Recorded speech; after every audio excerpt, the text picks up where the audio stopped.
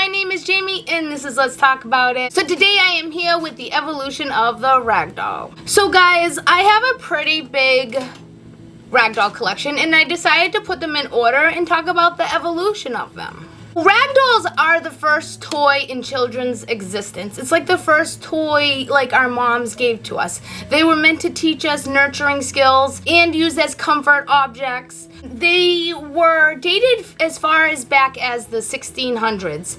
I don't have them dolls because not a lot of them have survived because they were made out of materials that have disintegrated, and some of them were buried with mummies. Like in Egypt, and a couple of them are stored away in the US in museums, but I couldn't get my hands on those. So the 1600s and the 1700s I really don't have the dolls for, but I do have the dolls from then on. So the first doll we're going to talk about is the Prairie Doll. Also known as the Appalachian doll, the Prairie Doll, the wagon train doll, the handkerchief doll, prayer dolls, pillowcase dolls, and Lily Mae dolls, which this is what this one is. This one I had to reach out to a prairie woman, a real prairie living woman, and ask her to make me this. And I had to ask her to make me what a prairie doll typically looked like back then, and she was kind enough to make me one. So I was ecstatic to get this. But this is basically kind of like what a quick prairie doll would look like, or a Lily Mae doll.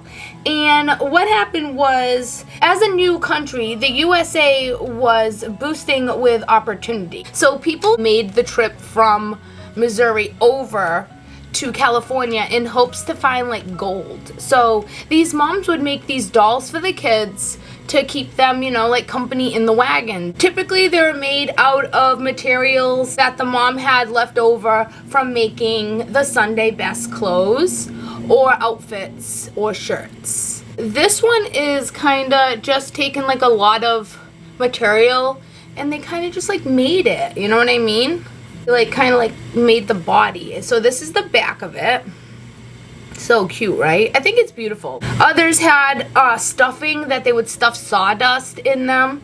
Those are probably the ones that didn't make it from that time, like the 1600s and the 1700s. Ragdolls kind of like didn't make it because of the materials disintegrated then from like sawdust and animal hides. Being able to withstand routine cuddles in play, moms like to use these, and they were way more popular as the bisque dolls and the ones that were made out of waxed dolls, like that were popular in the 1800s, those like porcelain bisque dolls. They couldn't be cuddled, so, or at least routinely cuddled. So the moms liked to make these, and they were quick, and of course they were easy to make because at the same time she was making you a bonnet to go with it.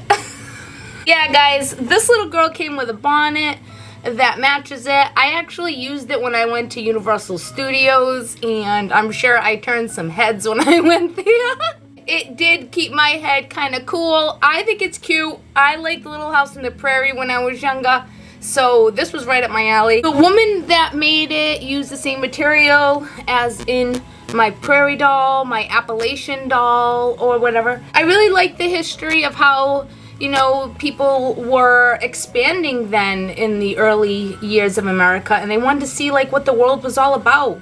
And everybody was like chasing gold back then. So yeah, it's kind of cool, the history of the Pioneer doll and what it was all about, guys. This is the first doll on my list. A little fun fact, in 1830, the ragdoll started being mass produced because that's when printed fabric was invented. So that's a cool little fun fact, guys. Okay, so the next doll on my list is the Mammy doll. This doll was made in 1852. Black women had few opportunities to make a living, and many became dressmakers. Dressmaking gave them some extra materials, and they came home and they made these for their little babies. A lot of them were found in the tunnels. I guess when people had to like scoot really like fast, the little babies would like leave their dolls behind. Many of these dolls are treasured to this day. They're in lots of museums. Black Americana museums. I love the mammy. The mammy took care of the household. They were the one that like gave love to like the kids and put them to bed and stuff. So I respect the mammies. I love them, and I'm very proud to have a mammy doll in my collection, guys. She's beautiful. She comes with a little apron that comes off. She's got a simple little face. I think it was like more about the cool clothing material that they would get from the people that they were making dresses for. So these little extra scraps, they were either given to them, or maybe the dressmakers took the material instead of throwing it in the garbage, and you know, these made these beautiful dolls. And this one's pretty old. Obviously you can tell nothing is like sitting up on its own. It's got a couple stains, but again, I'm very happy to have a doll this old. This is actually my oldest doll in the collection, because I had to get the Pioneer doll made because I couldn't find one.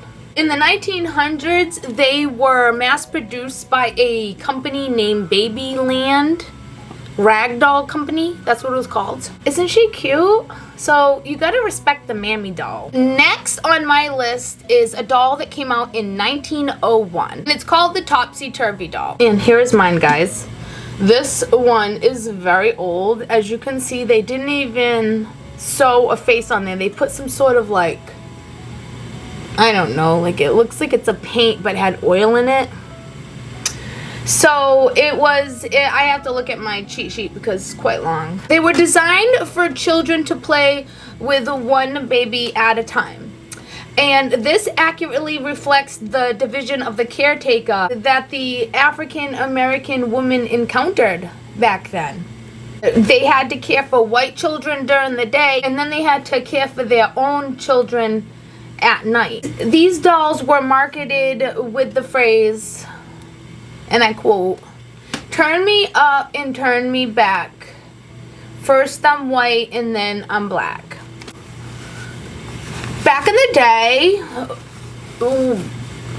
African American caretakers would make their children dolls like this. When they would play with their white family during the day, right, they would have to play with this doll. And I think at night, they could turn it around to this doll, guys. I read a bunch of stories about this doll. It's very controversial. This is the most controversial doll out of my collection. I think it's a beautiful doll because of the woman that made them is hardworking at the situation that she was put in. I think it's sad. I'm glad that the women have the strength that they had back then. I mean, I know a lot of the dolls out there, topsy-turvy dolls, isn't always a black and a white doll though. It's either a boy and a girl, or Little Red Riding Hood and the wolf. So a topsy-turvy doll isn't as racially driven as this doll, but I think that's when these dolls first came out. This is what it was. I'm very happy, again, to have one of these dolls in my collection for the history of it. This doll is delicate too. The head's a little wobbly. I mean, it's old, this doll, and you can tell. Second oldest in my collection. So next on my list is a very popular one, and I bet you guys are like, I thought this was going to be the first one she was going to show, because every time you think of a rag doll, you think of Raggedy and Andy. So guys, in 1915, a man named Johnny Gruel that lived in Norwich, Connecticut, invented this doll. So the story goes, he was at his sister's house, and his daughter Marcella went in the attic to play with his aunt's old toys, and she found a doll that her grandmother had made for her aunt. She came down with the doll, and it had no face, and the father, Gruel, he drew the iconic face on Raggedy Ann for her. Marcella ended up dying over complications from a vaccination needle, and he became obsessed with finishing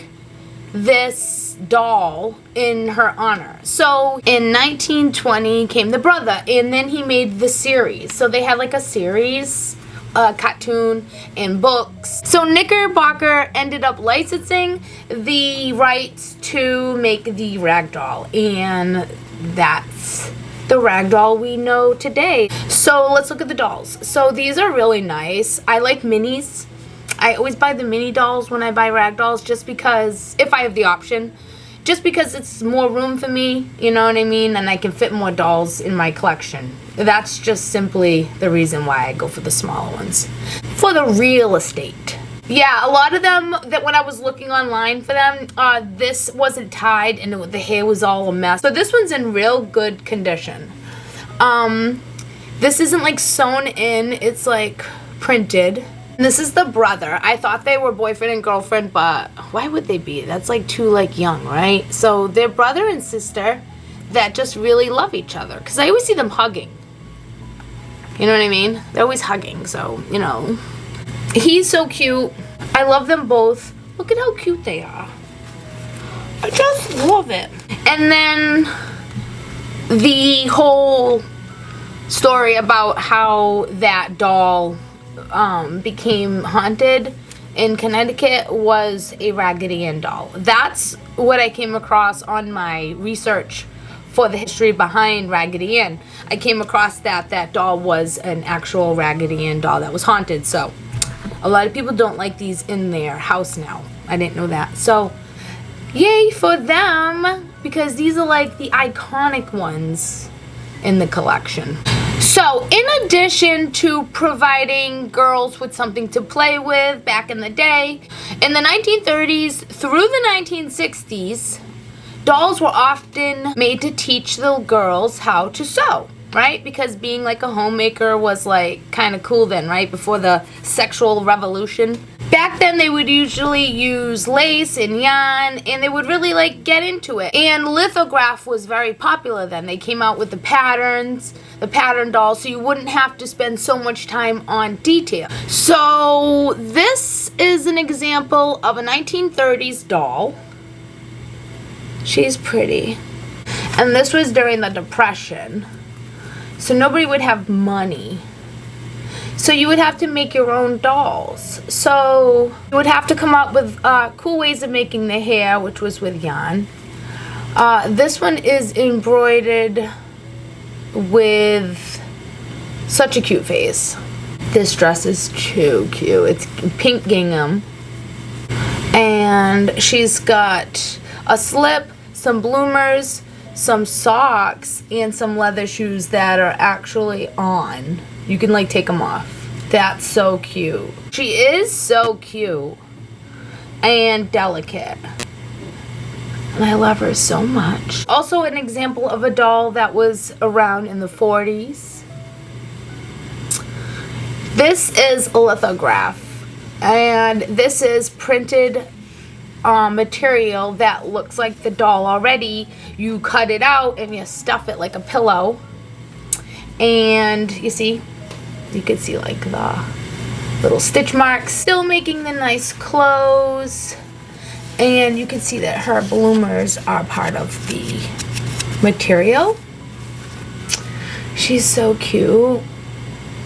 She's got like a funny face, but it's so cute. And she's got the hair.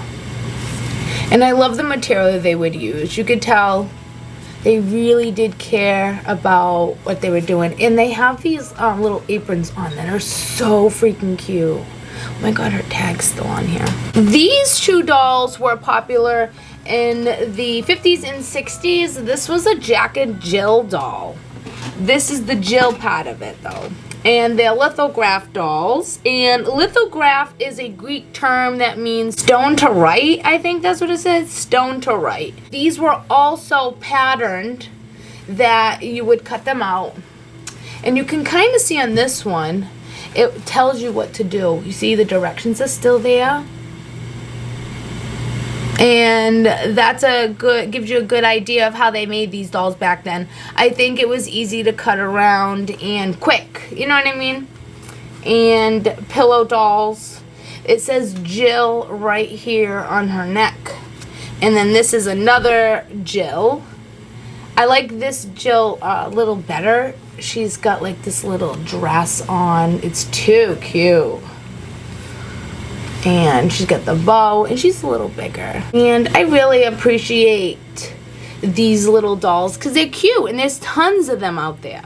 Tons of them. There was one for Bird's Eye, which is like the vegetable place. That one's like 1953. General Foods. I don't know what that is. And Bobby Shaftos. Bobby Shaftos. I'm going to put it right here. So, these dolls reminded me of like, more of like a craft project for being like quicker craft project. Now, next on our list is 1970s ragdoll, the Mexican ragdoll, the Maria doll. The Maria doll dates back to the 1970s. When Guadalupe Rivera, daughter of the famous muralist Diego Rivera, and Diego Rivera was married to the famous Mexican woman Frida with the eyebrows that go across. So his daughter made these so the Mexican woman wouldn't have to sell candy on the streets, because that's basically kind of all that they had going for them, the Mexican women back in the day. It also taught them how to make clothes and how to work the machines, and it started, you know, work down there for the women. So that's nice. I love the story. And this is the typical Maria doll, and they're sold in all kind of tourist places around there. This one's an old one that I got online from California. I loved it, and it like moves. It's got a little stain here, but I don't care, it's authentic. I love the little dress it comes with. I love the lace on the bottom. Got the little underwear underneath. How cute is that? And I just love her. She sits with the rest of the rag dolls, all happy to be a part of the gang. That's the Maria doll, guys. So guys, that's all I have for you for part 1 of my series of the evolution of the ragdoll. So stay tuned for part 2 of the evolution of the ragdoll, where we will go over some fun history of our favorite ragdolls, guys. And if you want any of these ragdolls for yourself, I'm going to try my hardest, guys, to find one for you and put it down below. So if you like this video, please press like, subscribe, and I'll see you later.